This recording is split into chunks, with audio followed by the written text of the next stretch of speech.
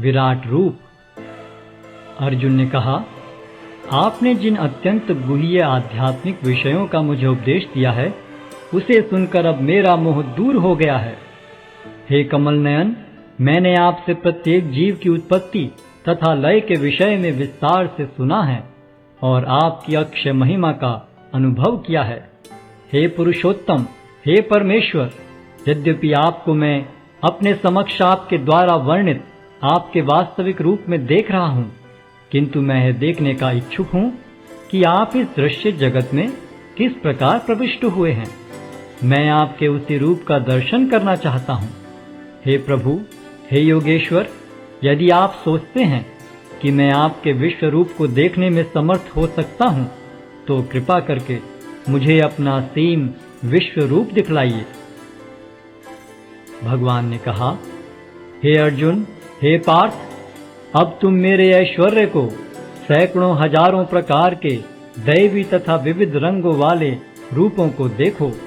हे भारत, लो, तुम आदित्यों, वसुओं, रुद्रों, अश्विनी कुमारों तथा अन्य देवताओं के विभिन्न रूपों को यहाँ देखो। तुम ऐसे अनेक आश्चर्यमय रूपों को देखो जिन्हें पहले किसी ने न तो कभी देखा है न सुना है। हे अर्जुन, तुम जो भी देखना चाहो उसे तत्क्षण मेरे इस शरीर में देखो। तुम इस समय तथा भविष्य में भी जो भी देखना चाहते हो उसको यह विश्व रूप दिखाने वाला है। यहाँ एक ही स्थान पर चर अचर सब कुछ है, किंतु तुम मुझे अपनी आंखों से नहीं देख सकते, अतः मैं तुम्हें दिव्य आंखें दे रहा हूँ। अब मेरे योग ऐश्वर्य को देखो। संजय ने कहा, हे राजा, इस प्रकार कहकर महायोगेश्वर भगवान ने अर्जुन को अपना विश्व रूप दिखलाया। अर्जुन ने उस विश्व रूप में असंख्य मुख, असंख्य नेत्र तथा असंख्य आश्चर्य में दृश्य देखे। यह रूप अनेक दैवी आभूषणों से अलंकृत था और अनेक दैवी हथियार उठाए हुए था। यह दैवी मालाएं तथा वस्त्र धारण किए था और उस पर अनेक दिव्य सुगंधियां लगी थी। सब कुछ आश्चर्यमय, तेजमय, असीम तथा सर्वत्र व्याप्त था। यदि आकाश में हजारों सूर्य एक साथ उदय हों, तो उनका प्रकाश शायद परम पुरुष के इस विश्व रूप के तेज की समता कर सके। उस समय अर्जुन भगवान के विश्व रूप में एक ही स्थान पर स्थित हजारों भागों में विभक्त ब्रह्मांड के अनंत अंशों को देख सका। तब मोहग्रस्त एवं आश्चर्यचकित रोमांचित हुए अर्जुन ने प्रणाम करने के लिए मस्तक झुकाया और वह हाथ जोड़कर भगवान से प्रार्थना करने लगा। अर्जुन ने कहा, हे भगवान कृष्ण, मैं आपके शरीर में सारे देवताओं तथा अन्य विविध जीवों को एकत्र देख रहा हूँ। मैं कमल पर आसीन ब्रह्मा, शिवजी तथा समस्त ऋषियों एवं दिव्य सर्पों को देख रहा हूँ। हे विश्वेश्वर, हे विश्वरूप, मैं आपके शरीर में अनेकानेक हाथ, पेट, मुंह तथा आंखें देख रहा हूँ, जो सर्वत्र फैले हैं और जिनका अंत नहीं है। आप में न अंत दिखता है, न मध्य और न आदि। आपके रूप को उसके चकाचौंध तेज के कारण देख पाना कठिन है, क्योंकि वह प्रज्वलित अग्नि की भांति अथवा सूर्य के अपार प्रकाश की भांति चारों ओर फैल रहा है। तो भी मैं इस तेजोमय रूप को सर्वत्र देख रहा हूँ, जो अनेक मुकुटों, गदाओं तथा चक्रों से विभूषित है। आप परम आद्य ज्ञेय वस्तु हैं। आप इस ब्रह्मांड के परम आधार हैं। आप अव्यय तथा पुराण पुरुष हैं। आप सनातन धर्म के पालक भगवान हैं। यही मेरा मत है। आप आदि, मध्य तथा अंत से रहित हैं। आपका यश अनंत है। आपकी असंख्य भुजाएं हैं और सूर्य तथा चंद्रमा आपकी आंखें हैं। मैं आपके मुख से प्रज्वलित अग्नि निकलते और आपके तेज से इस संपूर्ण ब्रह्मांड को जलते हुए देख रहा हूँ। यद्यपि आप एक हैं, किंतु आप आकाश तथा सारे लोकों एवं उनके बीच के समस्त अवकाश में व्याप्त हैं। हे महापुरुष, आपके इस अद्भुत तथा भयानक रूप को देखकर सारे लोग भयभीत हैं। देवों का सारा समूह आपकी शरण ले रहा है और आप में प्रवेश कर रहा है। उनमें से कुछ अत्यंत भयभीत होकर हाथ जोड़े आपकी प्रार्थना कर रहे हैं। महर्षियों तथा सिद्धों के समूह कल्याण हो कहकर वैदिक स्तोत्रों का पाठ करते हुए आपकी स्तुति कर रहे हैं। शिव के विविध रूप आदित्यगण, वसु, साध्य, विश्वदेव, दोनों अश्विनी कुमार, मरुदगण, पितृगण, गंधर्व, यक्ष, असुर तथा सिद्धदेव सभी आपको आश्चर्यपूर्वक देख रहे हैं। हे महाबाहु, आपके इस अनेक मुख, नेत्र, बाहु, जंघा, पांव, पेट तथा भयानक दांतों वाले विराट रूप को देखकर देवतागण सहित सभी लोग अत्यंत विचलित हैं और उन्हीं की तरह मैं भी हूँ। हे सर्वव्यापी विष्णु, नाना ज्योतिर्मय रंगों से युक्त आपको आकाश का स्पर्श करते मुख फैलाए तथा बड़ी बड़ी चमकती आंखें निकाले देखकर भय से मेरा मन विचलित है। मैं न तो धैर्य धारण कर पा रहा हूँ, न मानसिक संतुलन ही पा रहा हूँ। हे देवेश, हे जगन्निवास, आप मुझ पर प्रसन्न हो। मैं इस प्रकार से आपके प्रलयाग्नि स्वरूप मुखों को तथा विकराल दांतों को देखकर अपना संतुलन नहीं रख पा रहा। मैं सब ओर से मोहग्रस्त हो रहा हूँ। धृतराष्ट्र के सारे पुत्र अपने समस्त सहायक राजाओं सहित तथा भीष्म, द्रोण, कर्ण एवं हमारे प्रमुख योद्धा भी आपके विकराल मुख में प्रवेश कर रहे हैं। उनमें से कुछ के सिरों को तो मैं आपके दांतों के बीच चूर्णित हुआ देख रहा हूँ। जिस प्रकार नदियों की अनेक तरंगें समुद्र में प्रवेश करती हैं, उसी प्रकार ये समस्त महान योद्धा भी आपके प्रज्वलित मुखों में प्रवेश कर रहे हैं। मैं समस्त लोगों को पूर्ण वेग से आपके मुख में उसी प्रकार प्रविष्ट होते देख रहा हूँ, जिस प्रकार पतंगे अपने विनाश के लिए प्रज्वलित अग्नि में कूद पड़ते हैं। हे विष्णु, मैं देखता हूँ कि आप अपने प्रज्वलित मुखों से सभी दिशाओं के लोगों को निगले जा रहे हैं। आप सारे ब्रह्मांड को अपने तेज से आपूरित करके अपनी विकराल झुलसाती किरणों सहित प्रकट हो रहे हैं। हे देवेश, कृपा करके मुझे बतलाइए कि इतने उग्र रूप में आप कौन हैं। मैं आपको नमस्कार करता हूँ, कृपा करके मुझ पर प्रसन्न हो। आप आदि भगवान हैं। मैं आपको जानना चाहता हूँ, क्योंकि मैं नहीं जान पा रहा हूँ कि आपका प्रयोजन क्या है। भगवान ने कहा, समस्त जगतों को विनष्ट करने वाला काल मैं हूँ और मैं यहाँ समस्त लोगों का विनाश करने के लिए आया हूँ। तुम्हारे सिवा दोनों पक्षों के सारे योद्धा मारे जाएंगे। अतः उठो, लड़ने के लिए तैयार हो और यश अर्जित करो। अपने शत्रुओं को जीतकर संपन्न राज्य का भोग करो। ये सब मेरे द्वारा पहले ही मारे जा चुके हैं। और हे सव्यसाची, तुम तो युद्ध में केवल निमित्त मात्र हो सकते हो।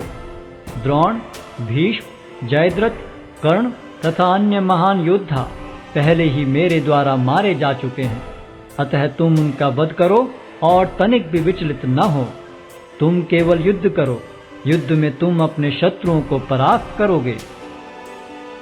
संजय ने धृतराष्ट्र से कहा, हे राजा, भगवान के मुख से इन वचनों को सुनकर कांपते हुए अर्जुन ने हाथ जोड़कर उन्हें बारंबार नमस्कार किया। फिर उसने भयभीत होकर अवरुद्ध स्वर में कृष्ण से इस प्रकार कहा। अर्जुन ने कहा, हे ऋषिकेश, आपके नाम के श्रवण से संसार हर्षित होता है और सभी लोग आपके प्रति अनुरक्त होते हैं। यद्यपि सिद्ध पुरुष आपको नमस्कार करते हैं, किंतु असुरगण भयभीत हैं और इधर उधर भाग रहे हैं। यह ठीक ही हुआ है। हे महात्मा, आप ब्रह्मा से भी बढ़कर हैं। आप आदि सृष्टा हैं, तो फिर वे आपको सादर नमस्कार क्यों न करें। हे अनंत, हे देवेश, हे जगन्निवास, आप परम स्रोत, अक्षर, कारणों के कारण तथा इस भौतिक जगत से परे हैं। आप आदि देव, सनातन पुरुष तथा इस दृश्य जगत के परम आश्रय हैं। आप सब कुछ जानने वाले हैं और आप ही वह सब कुछ हैं जो जानने योग्य है। आप भौतिक गुणों से परे परम आश्रय हैं। हे अनंत रूप, यह संपूर्ण दृश्य जगत आपसे व्याप्त है। आप वायु हैं तथा परम नियंता भी हैं। आप अग्नि हैं, जल हैं तथा चंद्रमा हैं। आप आदि जीव ब्रह्मा हैं और आप प्रपितामह हैं। अतः आपको 1000 बार नमस्कार है और पुनः पुनः नमस्कार है। आपको आगे पीछे तथा चारों ओर से नमस्कार है। हे असीम शक्ति, आप अनंत पराक्रम के स्वामी हैं। आप सर्वव्यापी हैं, अतः आप सब कुछ हैं। आपको अपना मित्र मानते हुए मैंने हठपूर्वक आपको हे कृष्ण, हे यादव, हे सखा जैसे संबोधनों से पुकारा है, क्योंकि मैं आपकी महिमा को नहीं जानता था। मैंने मूर्खतावश या प्रेमवश जो कुछ भी किया है, कृपया उसके लिए मुझे क्षमा कर दें। यही नहीं, मैंने कई बार आराम करते समय एक साथ लेटे हुए या साथ साथ खाते या बैठे हुए, कभी अकेले तो कभी अनेक मित्रों के समक्ष आपका अनादर किया है। हे अच्युत, मेरे इन समस्त अपराधों को क्षमा करें। आप इस चर तथा अचर संपूर्ण दृश्य जगत के जनक हैं। आप परम पूज्य महान आध्यात्मिक गुरु हैं। न तो कोई आपके तुल्य है, न ही कोई आपके समान हो सकता है। हे अतुल शक्ति वाले प्रभु, भला तीनों लोकों में आपसे बढ़कर कोई कैसे हो सकता है। आप प्रत्येक जीव द्वारा पूजनीय भगवान हैं। अतः मैं गिरकर सादर प्रणाम करता हूँ और आपकी कृपा की याचना करता हूँ। जिस प्रकार पिता अपने पुत्र की ठिठाई सहन करता है, या मित्र अपने मित्र की घृष्टता सह लेता है, या प्रिय अपनी प्रिया का अपराध सहन कर लेता है, उसी प्रकार आप कृपा करके मेरी त्रुटियों को सहन कर लें। पहले कभी न देखे गए आपके इस विराट रूप का दर्शन करके मैं पुलकित हो रहा हूँ, किंतु साथ ही मेरा मन भयभीत हो रहा है। अतः आप मुझ पर कृपा करें और हे देवेश, हे जगन्निवास, अपना पुरुषोत्तम भगवत स्वरूप पुनः दिखाएं। हे विराट रूप, हे सहस्त्रभुज भगवान, मैं आपके मुकुटधारी चतुर्भुज रूप का दर्शन करना चाहता हूँ, जिसमें आप अपने चारों हाथों में शंख, चक्र, गदा तथा पद्म धारण किए हुए हों। मैं उसी रूप को देखने की इच्छा करता हूँ। भगवान ने कहा, हे अर्जुन, मैंने प्रसन्न होकर अपनी अंतरंगा शक्ति के बल पर तुम्हें इस संसार में अपने इस परम विश्व रूप का दर्शन कराया है। इसके पूर्व अन्य किसी ने इस असीम तथा तेजोमय आदि रूप को कभी नहीं देखा था।